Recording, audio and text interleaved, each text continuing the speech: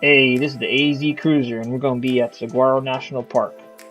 So last video we camped at the BLM Snyder Hill campground near the west side of the Saguaro National Park. So in this video we're actually going to check out the park. So make sure you hit the subscribe button.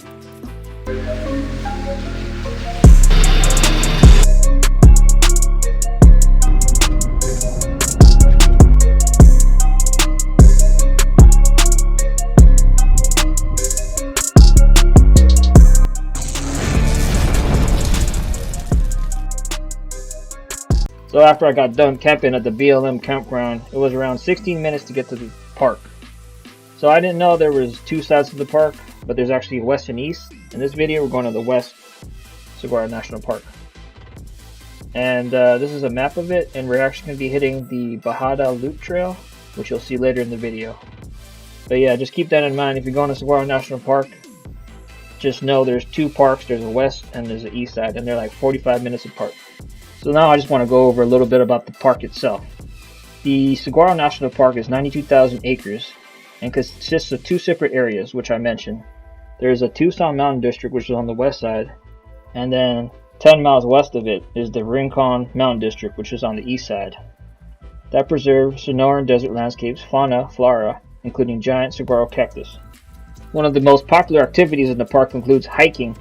It's 165 miles of trails and sightseeing along paved roads near its two visitor centers. Both districts allow bicycling, horseback riding on selected roads and trails.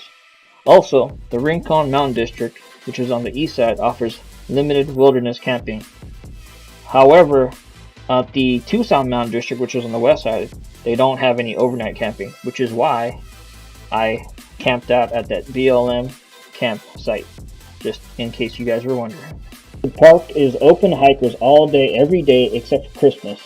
The Tucson Mountain District is open to vehicle traffic from sunrise to sunset, and in the Rincon Mountain District, it is open from 7 a.m. to sunset, and both sides have visitor centers.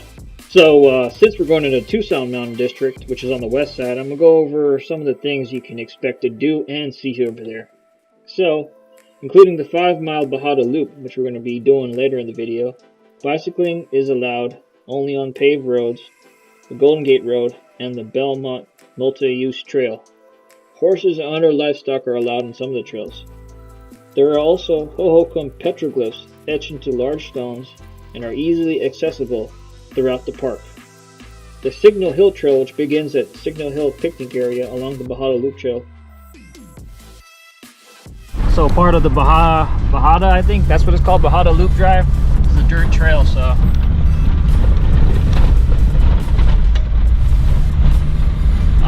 I don't know if there's any rocks or anything. Right now it's just dirt, so you can come here if you have a car, just be careful. But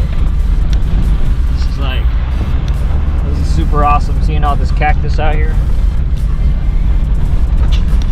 So the Bajada Loop Trail is a popular area of exploring the district's foothills. It is unpaved, combination 1- and 2-way graded dirt road, offers scenic pullouts, picnic areas, and hiking trailheads for 6 miles. High clearance or 4-wheel drive is not needed to drive the loop, so basically anybody can. Also, trailers longer than 35 feet or any vehicle wider than 8 feet are not allowed on the Bajada Loop Trail, so just keep that in mind.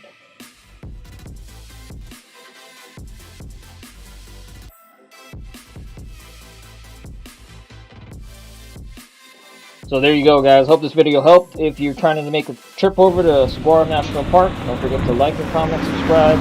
Thank you for watching, and I'll see you on the next one. theAZcruiser out.